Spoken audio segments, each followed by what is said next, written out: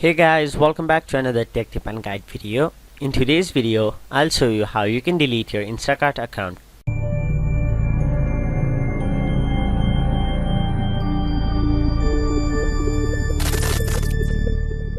So first of all, you must be logged into your Instacart to delete your account, and once you're logged in, go to your name on the top right side of the screen, click on it, and then click on your account.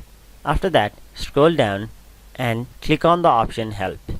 Then scroll down and choose the option Profile and Account Settings.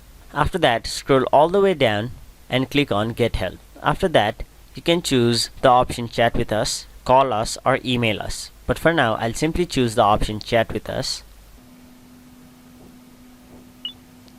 Then you can type in the message, I want to delete my account, and send it.